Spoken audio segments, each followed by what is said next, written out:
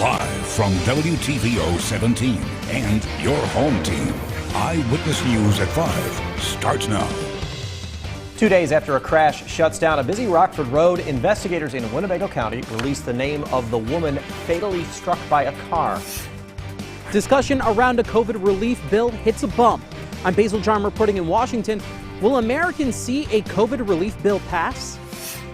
Plus, a State-line Girl Scout isn't letting her disability get in the way of her goals as she sets out to sell thousands of cookies. We'll tell you what her troop plans to do with the proceeds.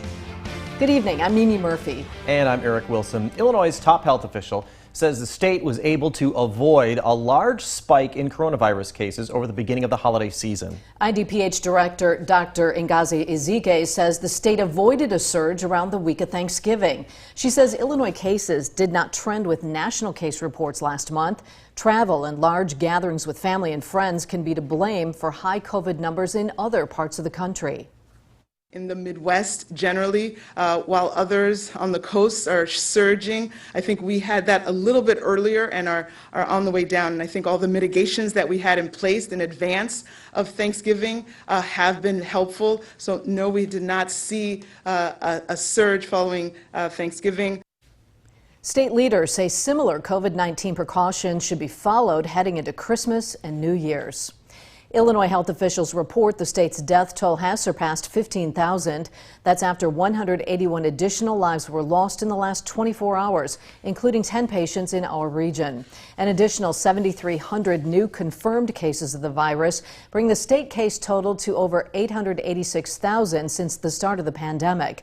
As of last night, over 4,600 COVID patients were hospitalized.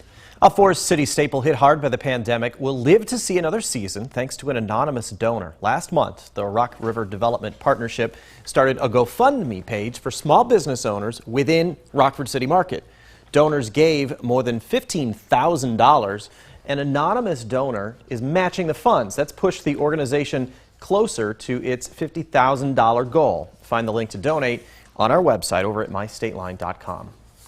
Lawmakers on Capitol Hill are in the end game as they reach for the finish line of the COVID relief bill. However, recent demands and discussions could mean a few more days before the deal's done. Our Washington correspondent Basil John is keeping you connected to the nation's capital.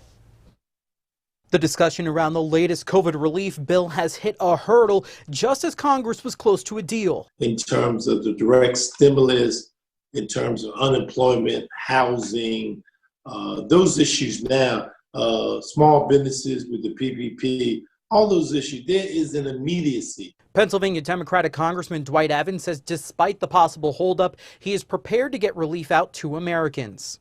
But we should stay here as long as we have to until we get this done. Pennsylvania Republican Congressman Lloyd Smucker says he supports the framework to bring relief to Americans, but has not seen the bill yet. Some of those pieces are in there, but until we see the final language, I'm just not sure exactly what those look like yet. Democrats are blaming a recent demand from Pennsylvania Republican Senator Pat Toomey to decrease Federal Reserve spending for complicating negotiations. Virginia Democratic Senator Mark Warner says last-minute changes is not a first for Congress. We're probably going to go right up against the edge, but I do think we will end up getting a deal. Smucker is confident Congress will eventually come to terms and get a bill out. And hopefully we'll be doing so within the next few days or at least the next week. House and Senate leadership says lawmakers should prepare to stay on Capitol Hill through the weekend. Reporting in Washington, I'm Basil John. Investigators named the pedestrian fatally struck by a car in Rockford earlier this week. The Winnebago County coroner says 41-year-old Danielle Kopus of Freeport died of blunt force trauma after being hit by a car on East State Street Wednesday. Investigators say Kopus was trying to cross the street when she was hit. The driver remained on scene to talk to officers. Rockford police are still investigating the incident. A South Beloit man is sentenced to 26 years in prison on child pornography charges. Police say Adrian Peters enticed 7 minors to appear in explicit videos between 2012 and 2014. Peters admitted recording the videos and posting them online. The children were from Illinois, Wisconsin, and Arizona, and were between 14 and 17 years old. Peters' sentence will be followed by a lifetime of supervised release. A neighborhood in Beloit is ordered to shelter in place after police find a suspicious package. It happened yesterday around 4:15 on South Dewey Avenue.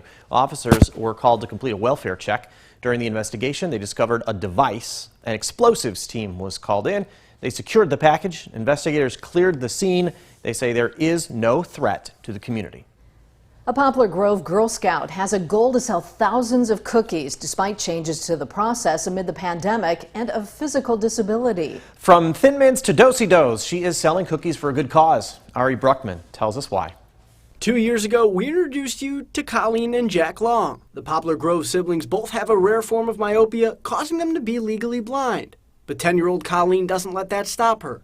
She's been a Girl Scout for half her life, and like all Girl Scouts, she and her troop sell Thin Mints and other cookie favorites each year. Right now, they just started their cookie sales. Usually their sales benefit the men and women in our military. This year, however, they decided to change it up. They get to choose as a troop what they would like their proceeds to go towards. So Colleen and I had talked about it previous, and then we had a troop meeting the other night, and some of the girls all got together too, and we kind of were batting ideas around. We decided that it would be a good idea to give back to our community by having our proceeds from cookie sales go towards other kids with disabilities like Colleen's visual disability. Because of the pandemic, Colleen and her fellow scouts won't be going door to door. But since Colleen is known for her ambition and perseverance, her mom and troop leader are confident they can sell 3,000 boxes of cookies. We've set up a Facebook page, and it is called Colleen's GS Cookies for a Cause. People can go there, learn more about what the troop is doing, learn more about how to order, and learn more about how they're helping within the community. And through it all, remembering what it means to be a Girl Scout. It means to be grateful, a leader, and a sister to all Girl Scouts. I have a link to Colleen's Cookies for a Cause in this story on mystateline.com. In Poplar Grove, for your home team, I'm Ari Bruckman. As we approach International Women's Month in March, Eyewitness News wants to recognize the contributions of women here in the state line. We're looking for remarkable women who inspire, lead, and forge a path for others, and we need your help to find them. Just head to our website, mystateline.com, then go to the Community tab to find the nomination form. We'll select 4 nominees. One has the chance to win the Nexstar 2021 Woman of the Year Award during a special ceremony in Chicago. Nominations can be submitted through Sunday. Christmas Day is just 1 week away. Well, that is hard to believe. Yeah. And to celebrate, a State Line holiday attraction's kicking it into high gear. For the first time in 20 years, Sinisippi Park's Festival of Lights will run for 10 days straight, starting tonight. Organizers urge visitors to be patient, expect to wait a bit. They also suggest you bring a carry-out meal from a local restaurant along for the ride. Lights turn on at 5 p.m. The Rockford IceHogs hockey season may be on hold, but that's not stopping them from hosting a favorite holiday event. The annual Teddy Bear Toss will take place tomorrow at the BMO Harris Bank Center from 9 until noon. Visitors are asked to bring a new stuffed animal to toss onto the arena floor. In past years, IceHogs players deliver the toys to kids in local hospitals. But due to COVID restrictions, the organization will instead donate them to groups in town that can distribute them to kids in need. Since there are no hockey games right now, this year's event will look a little different.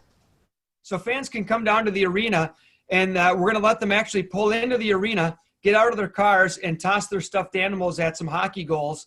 And we'll donate those stuffed animals to a bunch of different organizations around town.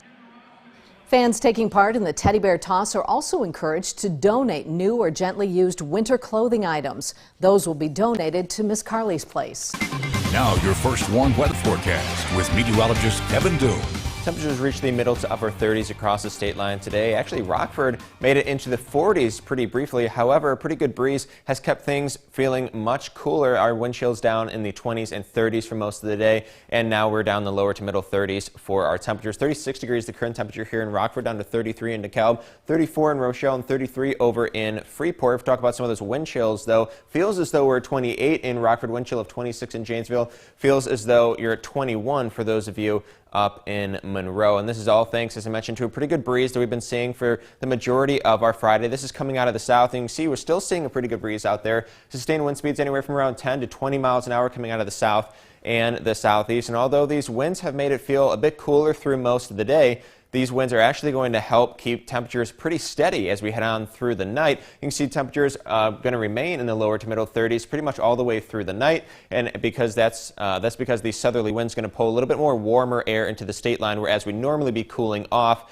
through the overnight hours. So those are sort of going to balance each other out. And then we are expecting a cold front to move through tomorrow morning. And then the opposite is going to happen, whereas we normally like to warm up pretty nicely through the morning and into the afternoon. Now some colder air is going to be pulled into the state line, once again sort of balancing each other out. So all the way through tomorrow afternoon, temperatures should be pretty steady before conditions finally start to cool down pretty nicely in the early evening hours of tomorrow. Now, while we're on the topic of temperature, I want to talk about the potential for a pretty big cool down for the holiday. Right now, our jet stream not really playing a huge role in much of our temperatures, at least nothing really to talk about for right now. But early next week, our jet stream is going to take on a pretty big trough and ridge pattern out to our west. You can see this big ridge is sort of overarching pattern that's forming out to our west. Now, once that makes its way eastward, likely on Tuesday and Wednesday, it's going to pull quite a bit of warm air up into the state line. So we'll actually see a pretty decent warm up in the days leading up to Christmas Eve and Christmas. But now you can see this big trough here, or dip in the jet stream, will follow. So as that makes its way over into the state line, it's also going to dip even further south. That's going to pull a ton of very cool air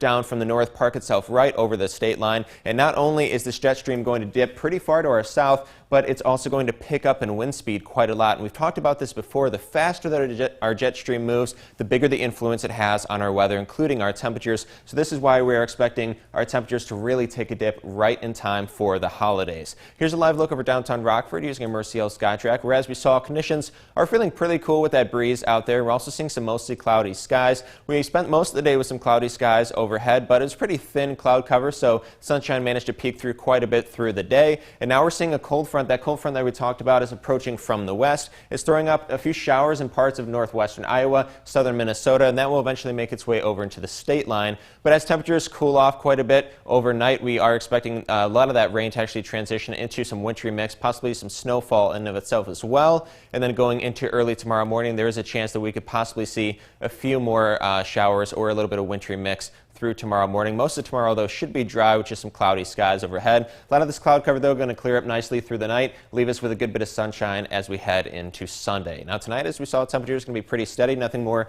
than just some cloudy skies, possibly a little bit of rain or wintry mix. Tomorrow, temperatures in the upper 30s, more cloudy skies for our Saturday. We are expecting a few days this upcoming week to actually hit the 40s before, as I mentioned, we see that big cool down come just in time for the holiday highs in the 20s and teens. Now, the Napleton Sports Desk with David Greenberg. It's no secret the Blackhawks have fell off the past few seasons. This offseason, they announced plans to restructure within the organization. On Wednesday, the team announced a few changes, including the promotion of current general manager Stan Bowman to president of hockey operations. Bowman will still retain his former position as general manager as well, and will have full control over the team's plans moving forward. Bowman's new role brings with it a new set of accountability. He is now primarily responsible for the future of the team. Today, he met with the media and discussed his vision moving forward. You know, we were at the top of the mountain for a while. We dropped down, and now we're climbing our way back up that mountain to be an elite team. You know, once we reach that point, we want to maintain it. To do that, we have to really rely on the continual infusion of young players. It's going to be paramount in the coming years. Sunday against the Vikings is essentially do or die for the 2020 Chicago Bears. With a loss, they'll be knocked out of playoff contention after a 5-1 start. These last few weeks will reveal a lot. Is Matt Nagy coaching for his job? Will the Bears continue to ride Ryan Pace's vision? What do they do about Mitchell Trubisky, who seems to have had a resurrection the last couple games? The franchise has endured a lot in the last 3 seasons. Nagy said he's just taking it all in stride. For me, I just go back to thinking about my rookie year as a head coach, you know, in 18, and so many things happen that you have no idea because you've never experienced. And now here I am, my 3rd year, and I've learned so much, and I think I've grown a heck of a lot as a head coach from year 1 to year 3. The NIU men's basketball team will close out the non-conference portion of their schedule tonight against Chicago State. Both teams are looking for their first wins in the early season. Make sure to tune back in tonight. I'll have updates from this one later when they wrap up. That's it for sports. We'll be right back. The Let's look at our first one, Interactive Radar, sponsored by Rockwood Auto Glass and more. Nothing more than just some cloudy skies overhead, which will stick with us through tomorrow with a chance for a little bit of morning mix. And then Sunday, looking at a good bit of sunshine, temperatures in the upper 30s. Thanks, Kevin. Stay safe.